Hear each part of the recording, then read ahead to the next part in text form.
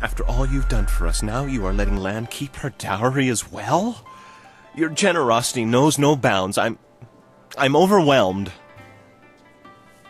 You've done so much for us, and we've given you so little.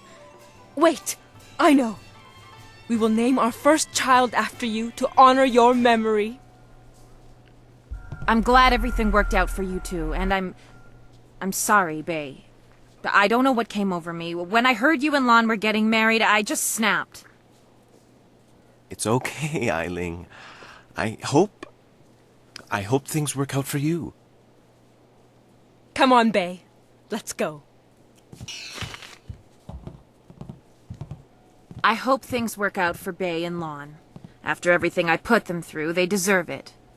I don't know what came over me. It's just... Bae was my last chance to have a family. My only chance to find a husband. When I heard he was engaged, I realized I'd never get out of this life I've created. What respectable man would ever want to marry a girl like me? Even the lummoxes in my gang would only do it because they're afraid of me. This town is short on eligible bachelors as it is. I mean, there are a few guys out there I know of, but none of them would be interested in me.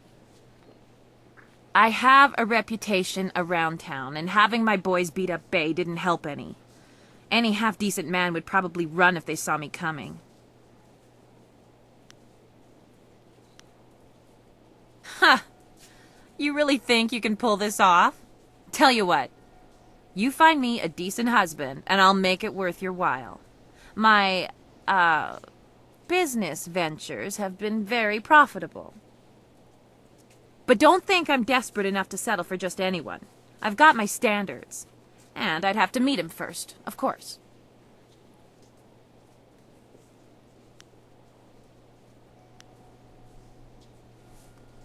The only reason I was interested in Bae was because I figured he was my only chance of ever finding a husband, and I knew he was a decent guy. It's not like he was the love of my life or anything. He just seemed like a logical choice. There's not a lot of options in this town. Let's see. There's Rue the bosun, but he's nothing but a drunk. My boys have had more than a few run-ins with him over the years. He's definitely out. Schumann the craftsman is single. I don't know him that well, but he seems like a good man. He has a home in the southwest corner of the town. And then there's Yaru. He used to be a sailor traveling the Empire, but now he's looking to settle down. He might be a good catch. Spends most of his time in the tea house. Not living in town, and Tien's Landing doesn't get a lot of visitors. But if you find someone looking for a wife, bring him by so I can check him out. Ha! Don't make me laugh.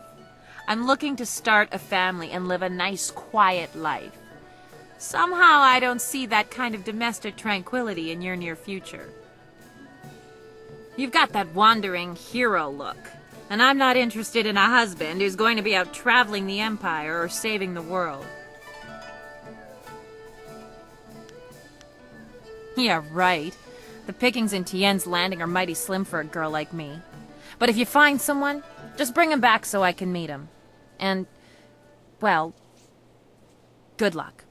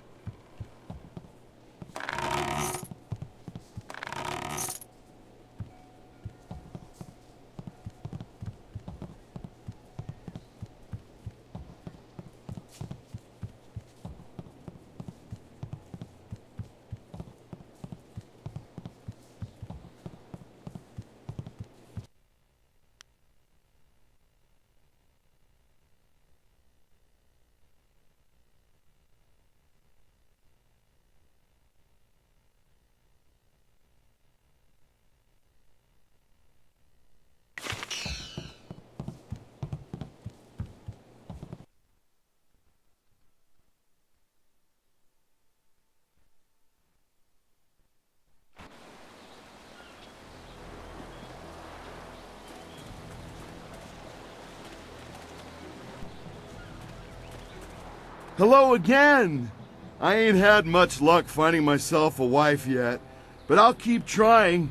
Big Tian's old father didn't raise himself no quitter.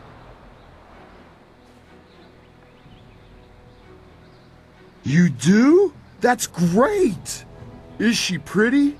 Is she a nice, simple gal who'll help me out on the farm and keep me warm at night?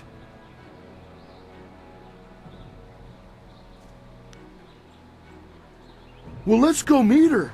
You better lead the way, 'cause I don't know where we're going. Wow, you sure are pretty. And you got a real nice club here for you and your friends. My name's Tian, but everyone calls me Big Tian 'cause I'm so big. Big! Yes, I can see that. Well, Big Tian, my name's Eiling. I haven't seen you around town before. I'd remember someone like you. Yeah, I ain't never been to the big city before. Usually I stay out on my farm, but my old father told me it's time to get me a wife, so... You want to get married now? You aren't really the sharpest knife in the rack, are you, Tian?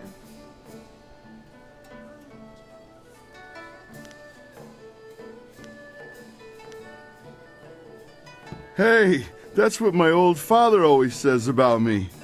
He also says the key to farming is hard work and happy thoughts. A farm, eh? I've spent my whole life living in the town. I'm not sure I want to leave Tien's Landing.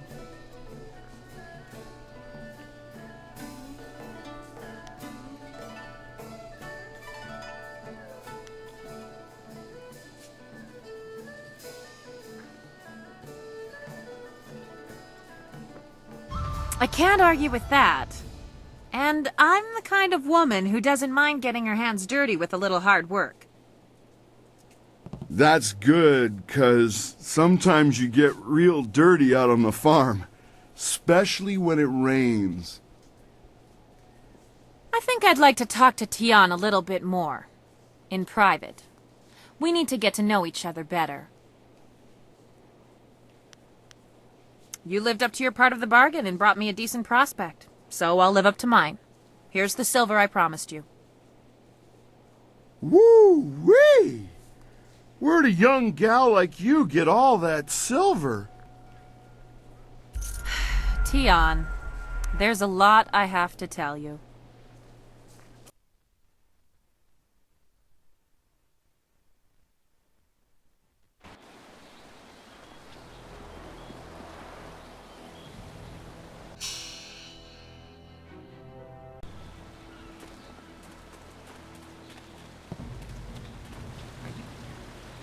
Always a pleasure to talk to another warrior. My game of Yi with Jian can wait a moment. What can I do for you? You have some understanding of... Return to...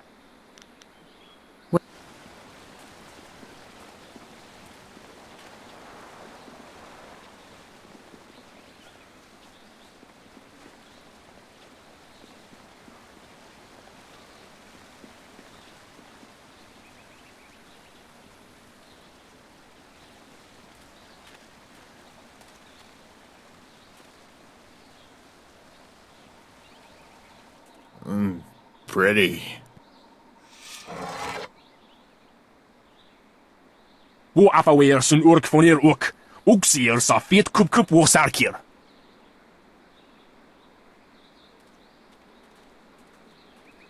Put that sword back, lout! Surely there was never a minister as unlucky as Minister Sheng to suffer such insolence.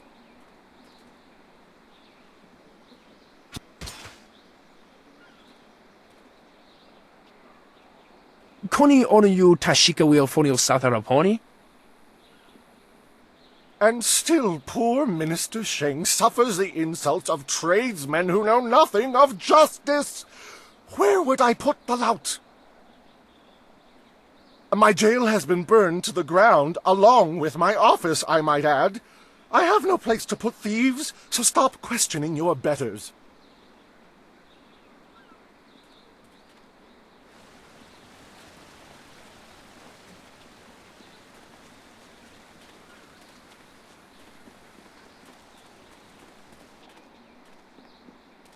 This is bad. Oh, this is bad. River.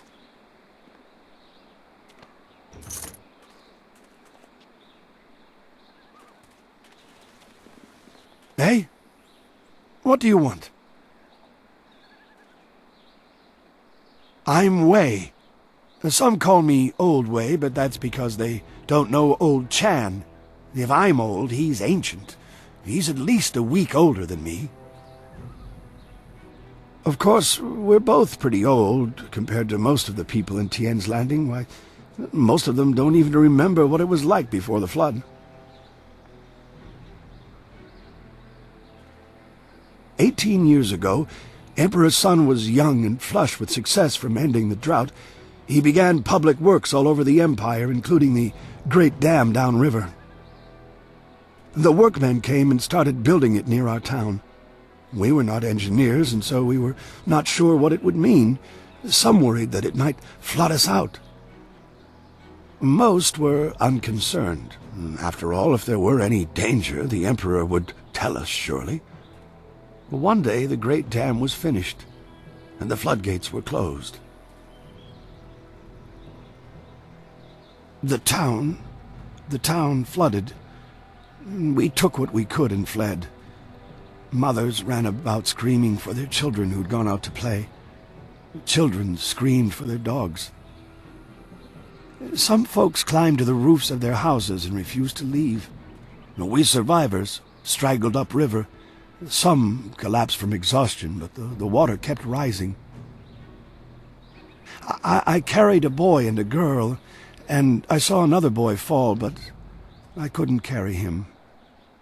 Finally, I fell over too, and when I woke, I found the water had stopped rising.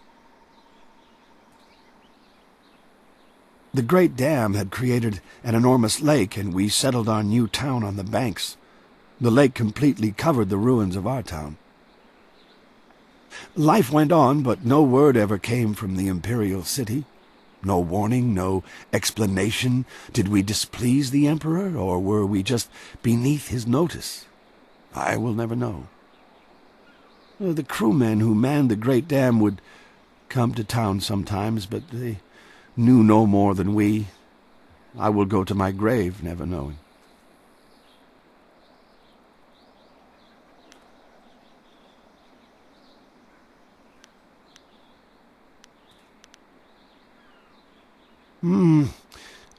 A few months ago, the Emperor's engineers and soldiers